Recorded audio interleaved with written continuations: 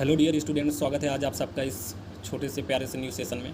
तो आज हम जो है एलएलबी इंट्रेंस के लिए 20 मोस्ट इंपॉर्टेंट क्वेश्चन लेकर आए हैं जो सभी यूनिवर्सिटीज़ में पूछे जाते हैं। इलाहाबाद यूनिवर्सिटी, लखनऊ यूनिवर्सिटी और सीयूईटी के एग्ज़ाम में जितने भी एलएलबी इंट्रेंस के एग्ज़ाम हो रहा है उसमें बहुत ही इंपॉर्टेंट क्वेश्चन है, मिक्स क्वेश्चन है, ज़्यादातर कॉन्स्टिट्यूशन का क्वेश्चन लिया गया है। तो ज़्यादा देर न करते हुए चलिए शुरू करते हैं। तो स्क्रीन पर पहला क्वेश्चन आ गया है। इसमें कह रहा है कि originally and presently how many parts, article, schedules and amendment in the constitution. कह रहा है कि ओरिजिनली का मतलब ये है कि जब कॉन्स्टिट्यूशन इन्फोर्स हुआ, जैसे कब इन्फोर्स हुआ, 26 जनवरी 1950 को हुआ, तब उसमें कितने आर्टिकल्स थे, कितने शेड्यूल थे और कितने पार्ट्स थे।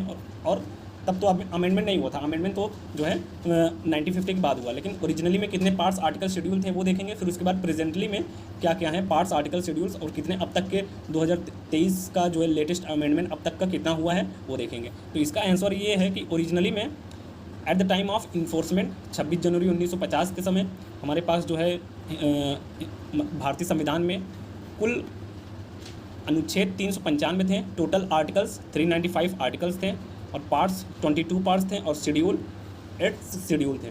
ओरिजिनली में कितने थे? 395 आर्टिकल्स थे, 22 पार्ट्स थे और 8 शेड्यूल थे। ये क्वेश्चन हर बार आता है और खासकर लखनऊ यूनिवर्सिटी ये क्वेश्चन पूछता है कि ओरिजिनली वाला ज़्यादातर पूछता है, प्रेजेंटली नहीं पूछता, लेकिन ओरिजिनली ज़्यादातर पूछता है और हर बार पूछता है क्योंकि लखनऊ यूनिवर्सिटी में कॉन्स्टिट्यूशन ज़्यादातर क्वेश्चन कॉन्स्टिट्यूशन से बनते हैं। और प्रेजेंटली में कह रहा है कि current time as per 2023 year, मतलब 2023 के समय, मतलब इस वक्त के समय अभी तक कितने आर्टिकल्स और कितने पार्ट्स और कितने शेड्यूल और अमेंडमेंट हो चुके हैं वो देखेंगे। कि आर्टिकल अभी प्रेजेंटली हमारे पास मोर देन 395 आर्टिकल हैं, लगभग हमारे पास हैं। ओरिजिनल में तो 395 ही आर्टिकल हैं, लेकिन मोर देन इसलिए लगाया हुआ है कि जो अमेंडमेंट हुआ है वो उसके द्वारा एडेड हुआ है, लेकिन ओरिजिनली हमारा 395 ही आर्टिकल है। लगभग इस वक्त 448 आर्टिकल है, उससे ज़्यादा ही हैं, लेकिन मोर देन 395 आर्टिकल ही कहा जाता है। फिर उसके बाद पार्ट्स कुल हैं हमारे पास इस समय 25 पार्ट्स हैं और शेड्यूल जो हैं वो 12 शेड्यूल है। शुरू में ओरिजिनली शेड्यूल कितना था ये देखिए, ओरिजिनली 8 था और अब क्या हो गया, अब जो है 12 हो गया। और कह रहा है कि लेटेस्ट अमेंडमेंट, बहुत ही इंपॉर्टेंट क्वेश्चन है, पूछता है कि अब तक का लेटेस्ट अमेंडमेंट कौन सा हुआ है कि 105 कॉन्स्टिट्यूशनल अमेंडमेंट एक्ट 2021। तो 2021 में लेटेस्ट अमेंडमेंट हुआ है, उसके बाद से अभी तक कोई अमेंडमेंट नहीं हुआ है। कॉन्स्टिट्यूशन में टोटल अमेंडमेंट 105 हो चुके हैं और ये हमेशा पूछता है कि लेटेस्ट अमेंडमेंट कब हुआ, क्योंकि ये 2021 में हुआ है तो इसलिए ये क्वेश्चन इंपॉर्टेंट हो जाता है कि लेटेस्ट अमेंडमेंट कौन सा है, 105 कॉन्स्टिट्यूशनल अमेंडमेंट एक्ट 2021। अब हम दूसरा क्वेश्चन देखते हैं कि which appointment is not elected by the president. कह रहा है कि कौन सा एक ऐसा अपॉइंटमेंट है जो प्रेसिडेंट के द्वारा इलेक्ट नहीं किया जाता है। इसमें ऑप्शन है वाइस प्रेसिडेंट, ऑप्शन बी है गवर्नर, ऑप्शन सी है प्राइम मिनिस्टर और ऑप्शन डी है स्पीकर ऑफ लोकसभा। जैसे vice president, prime minister, governor ये सब कॉन्स्टिट्यूशनल बेस पे हैं, तो ये सब जो है इलेक्ट किए जाते हैं, लेकिन ये जो स्पीकर ऑफ लोकसभा है ये नहीं इलेक्ट किया जाता है। तो इसका आंसर होगा स्पीकर ऑफ लोकसभा। क्या होगा इसका answer? Speaker of Lok Sabha president के द्वारा नहीं इलेक्ट किया जाता है। इसको मतलब ये लखनऊ यूनिवर्सिटी का बहुत ही प्यारा क्वेश्चन है, उसमें तो पूछता है। मैं इसमें जितने भी क्वेश्चन हैं सब ज़्यादातर लखनऊ यूनिवर्सिटी में पूछे जाते हैं और लखनऊ यूनिवर्सिटी वाले जो तैयारी कर रहे हैं तो उनके लिए ये बेस्ट है। और फिर अब ये है क्वेश्चन नंबर 3, व्हाट इज़ फीमा। फीमा क्या है? ये कभी कभी आ जाता है कि फीमा का फुल फॉर्म, फीमा क्या है वो नहीं पूछेगा, लेकिन फीमा का फुल फॉर्म पूछेगा, फीमा का फुल फॉर्म क्या होता है। तो इसका आंसर है कि फॉरेन एक्सचेंज मैनेजमेंट एक्ट 1999। तो ये पूछता है या कभी कभी दे देगा फॉरेन एक्सचेंज मैनेजमेंट एक्ट कब हुआ, 1999 में हुआ, तब उसका डेट पूछ लेता है। ज़्यादातर यही पूछता है कि फीमा का फुल फॉर्म क्या है। तो ये 3 क्वेश्चन उसके बाद अब आगे हम देखेंगे।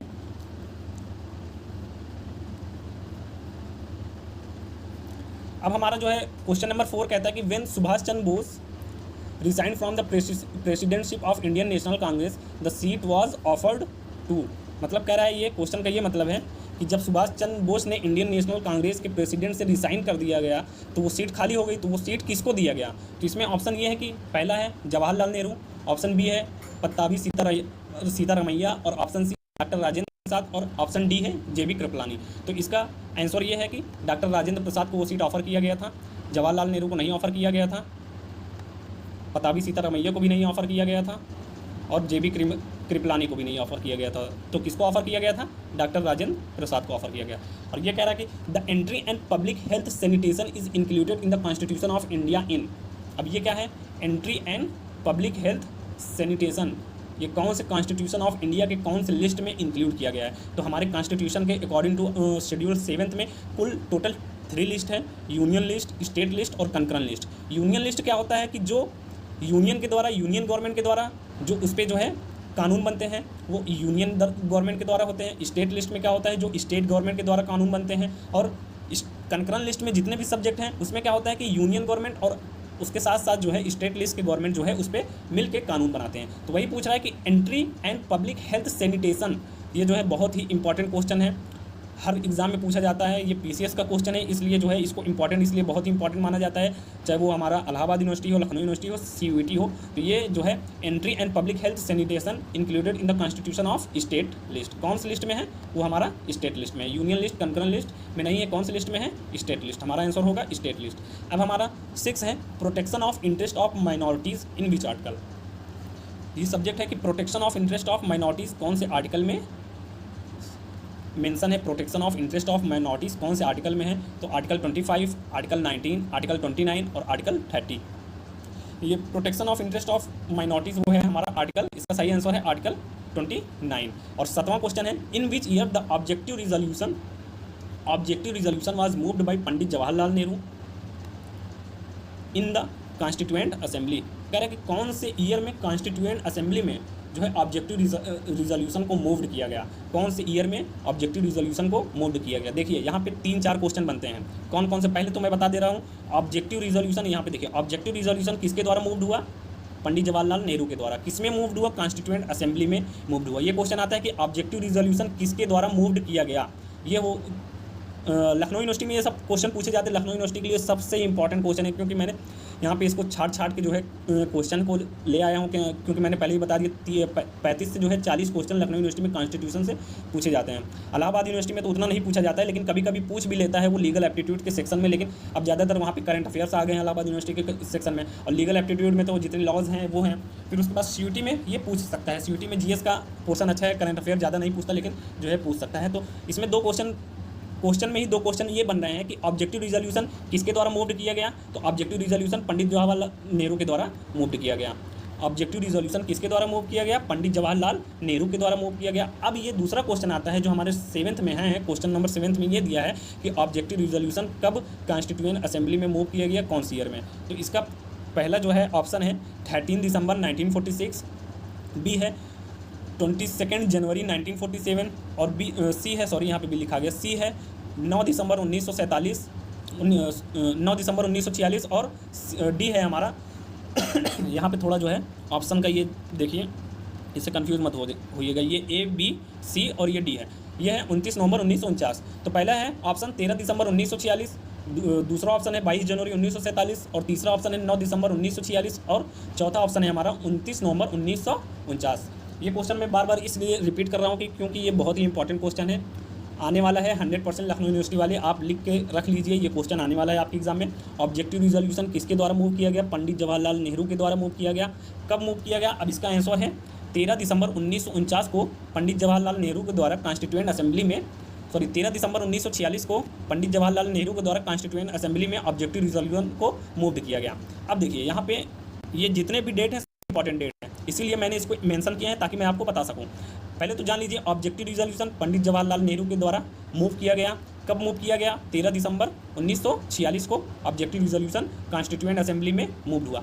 अब ये जो है 22 जनवरी 1947 को क्या हुआ, 22 जनवरी 1947 को ये हुआ कि जो ऑब्जेक्टिव रिजोल्यूशन मूव्ड हुआ था वो 22 जनवरी 1947 में कॉन्स्टिट्यूएंट असेंबली के द्वारा अडॉप्ट कर लिया गया।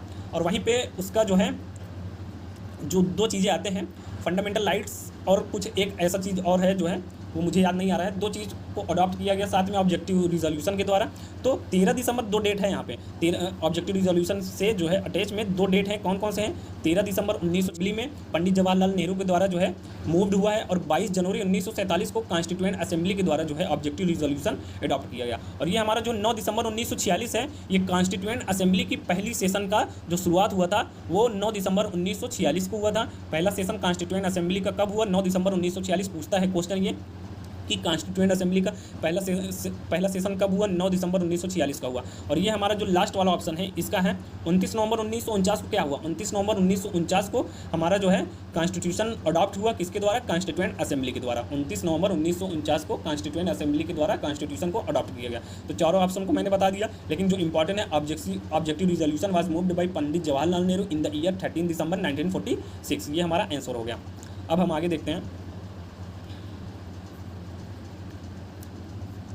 क्वेश्चन नंबर 8 है कि by which amendment the word socialist secular added in the preamble. कह रहा है कि प्रीएम्बल में कौन से अमेंडमेंट के तहत सोशलिस्ट और सेकुलर को ऐड किया गया। कौन से अमेंडमेंट के तहत प्रीएम्बल में सोशलिस्ट और सेकुलर को ऐड किया गया। वो है ऑप्शन में है हमारे 41st amendment act, 43rd amendment act, 42nd amendment act और 44th अमेंडमेंट एक्ट। तो कौन सा इसका आंसर होगा, ये होगा हमारा जो है बी। कौन सा है, बी। 42nd अमेंडमेंट एक्ट 1976 के तहत, ये हमारा जो है 1976 में हुआ है। 42nd अमेंडमेंट एक्ट 1976 के तहत 42nd अमेंडमेंट एक्ट 1976 के तहत प्रीएम्बल में 2 वर्ड और जो है 2 वर्ड नहीं 4 वर्ड इंक्लूड किए गए थे, जिसमें से हमारा जो है सोशलिस्ट सेकुलर भी था। तो अभी तक एक ये क्वेश्चन हो गया। अब प्रीएम्बल से प्रीएम्बल और अमेंडमेंट से रिलेटेड एक और क्वेश्चन पूछता है कि अभी तक प्रीएम्बल में कितने अमेंडमेंट हो चुके हैं। तो प्रीएम्बल में बस एक बार ही अमेंडमेंट हुआ था, वो 42nd अमेंडमेंट ही हुआ था। और कब हुआ था, 1976 में हुआ था। तो ये क्वेश्चन आता है। अब क्वेश्चन नंबर 9 है कि double jeopardy mention in which article. Double jeopardy क्या है कि कोई भी व्यक्ति को किसी एक ही मतलब अगर कोई भी व्यक्ति अगर कोई एक जुर्म किया है तो उसको 2 बार जो है उसी जुर्म के सज़ा नहीं हो सकता है। डबल जियोपार्डी कौन से आर्टिकल में मेंशन है, वो आर्टिकल 20 क्लॉज 2 में मेंशन है। आर्टिकल 20 क्लॉज 2 में मेंशन है। आर्टिकल 20 कहता है protection in respect of conviction for offences. जो भी ऑफेंसेस आपके द्वारा हुई है उसके लिए जो है आपको मतलब प्रोटेक्शन देता है कि आप जो है ऑफेंसेस से जो मतलब जब जेल में जाएंगे तो आपको प्रोटेक्शन देता है वो, कि आपको जो है वहाँ पे प्रोटेक्शन मिलता है। इस आर्टिकल 20 के तहत आर्टिकल 20 में यही है protection in respect of conviction for offences. और आर्टिकल 20 का क्लॉज 2 में डबल जियोपार्डी को मेंशन किया गया है। और हमारे पास क्वेश्चन 10 ये है कि by which amendment article 39A। Article 39A क्या है, आर्टिकल 39 है equal justice and free legal aid. क्या है, equal justice and free legal aid को जोड़ा गया। कौन से अमेंडमेंट के तहत इक्वल जस्टिस और फ्री लीगल एड को कॉन्स्टिट्यूशन में जोड़ा गया, वो है हमारा आंसर 42nd अमेंडमेंट एक्ट 1976 के तहत जो है जोड़ा गया। 42nd अमेंडमेंट एक्ट इसलिए बहुत महत्वपूर्ण है क्योंकि 42nd अमेंडमेंट एक्ट खुद में एक मिनी कॉन्स्टिट्यूशन को कहा जाता है, क्योंकि ये इंदिरा गांधी के समय जो है इसको जो है अमेंडमेंट किया गया। बहुत जब ये अमेंडमेंट 42nd अमेंडमेंट हुआ तो बहुत सारी जो है कॉन्स्टिट्यूशन में उथल पुथल हो गई थी, इसीलिए इस एक मिनी कॉन्स्टिट्यूशन के नाम से जाना जाता है। और 42nd अमेंडमेंट के तहत ही फंडामेंटल ड्यूटीज़ को जो है ऐड किया गया। अब क्वेश्चन नंबर 11 है 73rd अमेंडमेंट एक्ट 1992 क्या है। क्या है 73rd अमेंडमेंट एक्ट, तो इसको देखते हैं। 73rd amendment act 1992 had added new part 9 consisting of 16 article तो नहीं पूछेगा, लेकिन 73rd अमेंडमेंट एक्ट 1992 के तहत जो है नया पार्ट क्या जोड़ा गया, 9th नया पार्ट जोड़ा गया कॉन्स्टिट्यूशन में। और 11th शेड्यूल, सबसे मोस्ट इंपॉर्टेंट क्वेश्चन ये है कि 11th शेड्यूल जोड़ा गया। 73rd अमेंडमेंट के तहत जो है हमारा क्या जोड़ा गया, 11th schedule to the constitution. The 73rd amendment act envisages the Gram Sabha as the foundation of panchayat raj system. तो पंचायत राज सिस्टम जो है वो 73rd अमेंडमेंट के तहत ही लाया गया, और पंचायत राज सिस्टम जो है हमारा वो 11th शेड्यूल में मेंशनड है। तो ये हमारा जो है क्वेश्चन 11 हो गया। अब हम नेक्स्ट देखते हैं क्वेश्चन नंबर 12 ये है कि at present the total strength या नंबर ऑफ जजेस in the supreme court of India including chief justice of India.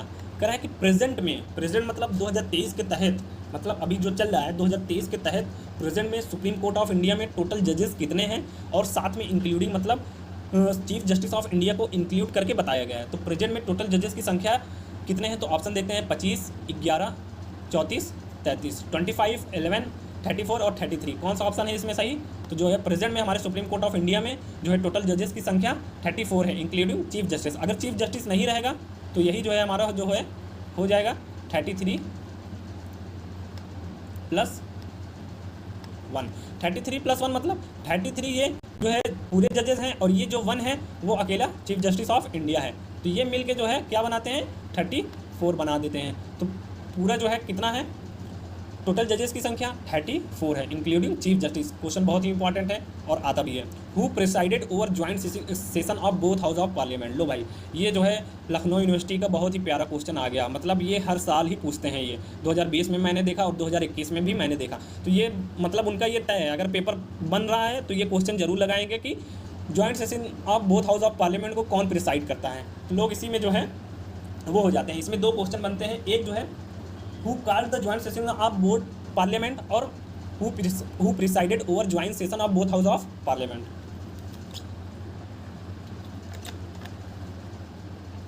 तो क्वेश्चन नंबर 3 है who presided over joint session of both house of parliament. तो इसका ये है ऑप्शन, पहला है प्रेसिडेंट, दूसरा है स्पीकर ऑफ लोकसभा, तीसरा है वाइस प्रेसिडेंट और चौथा हमारा है प्राइम मिनिस्टर। तो कौन सा इसका आंसर होगा कि देखिए दो चीज़ होता है, एक यहाँ पे प्रिसाइडेड है और एक काल होता है। क्या होता है? काल होता है या समन होता है। कॉल तो बहुत कम आता है, ज़्यादातर समन ही आता है, इसको हटाते हैं। एक प्रिसाइड हो गया, एक समन हो गया। देखिए पेन पैड नहीं है तो लिखा नहीं पा रहा है, तो समन, एक प्रिसाइडेड होता है, एक समन होता है। ये जो प्रिसाइडेड होता है वो जो सेशन का हेड होता है वो सेशन को चलाता है, और जो समन होता है, जो कॉल होता है, वो सेशन को बुलाता है। तो ये यहाँ पे प्रिसाइडेड है तो यहाँ पे चला रहा है, सेशन का हेड होता है। तो दोनों सेशन का हेड, जो दोनों both house of parliament, Lok Sabha और राज्यसभा का जब दोनों एक साथ बैठक होता है तो उसको प्रिसाइड, उसको चलाता कौन है, उसका हेड कौन होता है? तो उसका हेड होता है स्पीकर ऑफ लोकसभा। दोनों सेशन मतलब both house of parliament, Lok Sabha और राज्यसभा का जब साथ में बैठक होता है तो उसका जो प्रिसाइड करेंगे वो स्पीकर ऑफ लोकसभा होगा, और जब काल और समन की बात आएगी तो वहाँ पे प्रेसिडेंट ऑफ इंडिया होगा। ठीक है, लेकिन यहाँ पे क्या है, प्रिसाइडेड कौन कर रहा है, वो स्पीकर ऑफ लोकसभा कर रहा है। तो ये बहुत ही इंपॉर्टेंट क्वेश्चन है, दोनों क्वेश्चन से बनते हैं और दोनों क्वेश्चन दिया रहता है, लेकिन कुछ क्वेश्चन 10 नंबर पे देंगे और तो दूसरा वाला क्वेश्चन जो है 20वें नंबर पे देगा, तो बच्चे इसी से कंफ्यूज हो जाते हैं। और ऑप्शन दोनों रहेगा, प्रेसिडेंट भी रहेगा, स्पीकर ऑफ लोकसभा भी रहेगा। तो प्रेसिडेंट क्या करता है, प्रेसिडेंट काल करता है, समन करता है, और वहीं पर स्पीकर क्या करता है कि स्पीकर प्रिसाइड करता है joint session of both house of parliament का। ठीक है, और इस वक्त के हमारे जो स्पीकर ऑफ लोकसभा वो कौन है, ओम बिरला जी हैं। तो ये उनका नाम आप याद रखिएगा, और ये क्वेश्चन बहुत ही इंपॉर्टेंट है, भूलिएगा नहीं। अब क्वेश्चन नंबर 14 है present chairman of bar council of India. Bar council of India के प्रेजेंट चेयरमैन कौन है? तो सीनियर एडवोकेट कौन है? Senior advocate Manan Kumar Mishra. ये बार काउंसिल ऑफ इंडिया के जो है चेयरमैन है सीनियर एडवोकेट मनन कुमार मिश्रा। और क्वेश्चन नंबर 15 कहता है कि वर्ल्ड इंटेलेक्चुअल प्रॉपर्टी डे कब मनाया जाता है? वो 26 अप्रैल 2023 को, मतलब 26 अप्रैल को, और हर साल 26 अप्रैल को मनाया जाता है। तो ये बात 26 अप्रैल 2023 को वर्ल्ड इंटेलेक्चुअल प्रॉपर्टी डे को मनाया गया था। 16 नंबर पे आते हैं कि the fundamental duties were incorporated in the constitution by 42nd amendment act. मैंने बताया आपको 42nd अमेंडमेंट एक्ट के तहत फंडामेंटल ड्यूटीज़ को ऐड किया गया, जो वो पार्ट 4 ए में है। फंडामेंटल ड्यूटीज़ हमारा पार्ट 4 ए में है, किसमें है? पार्ट 4 ए में है। और कौन से आर्टिकल में है? आर्टिकल 51 ए में है। ठीक है, आर्टिकल 51 ए में है फंडामेंटल ड्यूटीज़। और वहीं पे कुल फंडामेंटल ड्यूटीज़ हमारे पास कितने हैं? 11 कुल फंडामेंटल ड्यूटीज़ हैं, और ये स्वर्ण सिंह कमेटी के रिपोर्ट से फंडामेंटल ड्यूटीज़ को ऐड किया गया था। ठीक है, और 42nd अमेंडमेंट के तहत इसको ऐड किया गया था। अब आइए आगे देखते हैं। अब ये जो है हमारा क्वेश्चन नंबर 17 है। 17 कहता है कि the system dash the dash, मतलब यहाँ पे ब्लैंक है, the dash system of government divided the legislature into 2 separate assemblies chamber और हाउसेज। इसका ये मतलब है कि कौन सा ऐसा सिस्टम है, लेजिस्लेचर का कौन सा ऐसा सिस्टम है जो अपने हाउसेस को, चैम्बर्स को, असेंबलीज को 2 बराबर भागों में डिवाइड करता है। तो ऑप्शन है यूनिकैमरल। देखिए यूनि का मतलब ये होता है कि सिंगल हो गया, बाईकैमरल मतलब 2, क्वाड्राकैमरल 4 और ट्रीकैमरल मतलब 3। तो कौन सा है? तो अपना जो लेजिस्लेचर सिस्टम है वो कौन सा सिस्टम है? वो बाईकैमरल लेजिस्लेचर सिस्टम है। कौन सा है? Bicameral legislator. कौन सा है? इसका क्या मतलब होता है? बाईकैमरल का मतलब होता है एक जो बॉडी होगी वो अपर बॉडी होगी और एक जो बॉडी होगी वो लोअर बॉडी होगी। इसीलिए तो लेजिस्लेचर जो है कौन सा है? पहला तो जो लोकसभा है अपना यूनियन में, लोकसभा को देख लीजिए, लोकसभा जो है वो लोअर बॉडी हो गया। फिर वहीं पर राज्यसभा को देख लीजिए, राज्यसभा को जो है हमारा क्या है, वो राज्यसभा हमारा जो है अपर बॉडी है। अब ऐसे ही कुछ ऐसे स्टेट हैं इंडिया में जहाँ पे बाईकैमरल लेजिस्लेचर को हो जो है किया जाता है। तो उसका ये ट्रिक है, ट्रिक मैं यहाँ पे लिख दे रहा हूँ, KUMB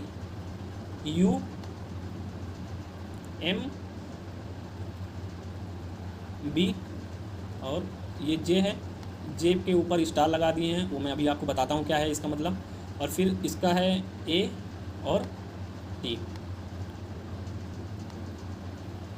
अब इसका मतलब ये ट्रिक है बाईकैमरल लेजिस्लेचर जहाँ अपने स्टेट में है। कौन कौन सा है मैं ट्रिक का फुल फॉर्म बता दूंगा, आप पेन लेकर नोट डाउन कर लीजिए। यहाँ पे बाईकैमरल लेजिस्लेचर होता है कौन कौन सा है। ये पहला जो है कर्नाटका है, कर्नाटका में बाईकैमरल लेजिस्लेचर है, मतलब वहाँ पे है विधानसभा और विधान परिषद दोनों हैं। बाईकैमरल लेजिस्लेचर विधानसभा और विधान परिषद दोनों हैं।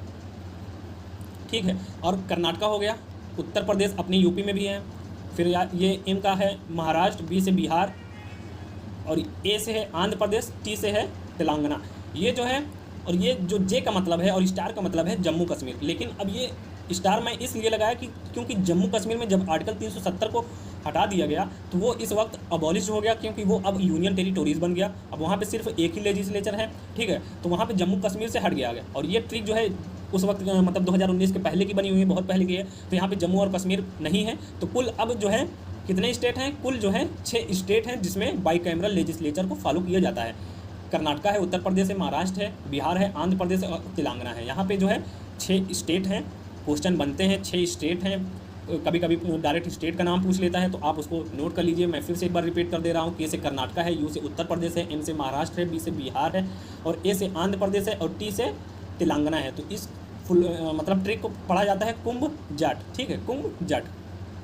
तो ये 6 स्टेट है जहाँ पे जो है कुल मिला जुला के बाईकैमरल लेजिस्लेचर को फॉलो किया जाता है। एक लोअर होता है, एक अपर होता है। अब क्वेश्चन नंबर है, consumer have right to seek dash against the unfair trade practices and exploitation. इसका ये अर्थ होता है कि उपभोक्ता को अनुचित व्यापार प्रथाओं और शोषण के खिलाफ क्या मांगने का अधिकार है। जो उपभोक्ता हैं अगर उनका शोषण होता है तो उनको क्या मांगने का अधिकार है? तो उनको जो है रिड्रेसल मांगने का अधिकार है। इसका आंसर क्या होगा? रिड्रेसल।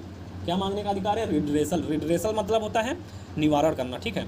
अब क्वेश्चन नंबर 19 है, how many total session have been done in the constituent assembly. तो मतलब जो कॉन्स्टिट्यूएंट असेंबली है उसमें कितने सेशन डन हुए थे? पहला सेशन कब हुआ था? 9 दिसंबर 1946 को पहला सेशन हुआ था। लास्ट सेशन जो है वो मुझे याद नहीं आ रहा है उसका सही डेट, शायद 26 नवंबर नहीं है, दूसरा है। तो पहला सेशन तो मुझे कंफर्म याद है कि 9 दिसंबर 1946 को पहला सेशन हुआ। तो कुल कितने सेशन हुए कॉन्स्टिट्यूएंट असेंबली में? कुल कितने सेशन हुए? ये 2022 के इलाहाबाद यूनिवर्सिटी के LLB एंट्रेंस एग्जाम में ये पूछा जाना वाला क्वेश्चन है। तो कौन सा है? How many total session have been done in the constituent assembly. तो पहला ही आंसर है इसका 11 टोटल सेशन हुए हैं कॉन्स्टिट्यूएंट असेंबली में। Which of the following is not feature of the Indian constitution. कह रहे हैं कि कौन सा ऐसा इसमें से फीचर नहीं है जो कॉन्स्टिट्यूशन ऑफ इंडिया का फीचर नहीं है। तो पहला कि separation of power, unitary system, federal system, independence of judiciary. तो इसका जो है आंसर है वो है यूनिटरी सिस्टम। तो अपना जो कॉन्स्टिट्यूशन है वो यूनिटरी सिस्टम नहीं है, वो फेडरल सिस्टम है, ठीक है। वहाँ पे फेडरल सिस्टम और क्वासी फेडरल कह सकते हैं, पूरा फेडरल नहीं है, क्वासी फेडरल है। क्योंकि कुछ अकॉर्डिंग टू शेड्यूल 7 के तहत हमारे जो लिस्ट हैं 3 list, union list, state list और कंकरेंट लिस्ट, तो वहाँ पे पावर्स को बांटा गया है, इसीलिए इसको फेडरल भी नहीं कह सकते हैं, यूनिटरी भी नहीं कह सकते हैं। ये जो है हमारा क्या है? क्वासी फेडरल है।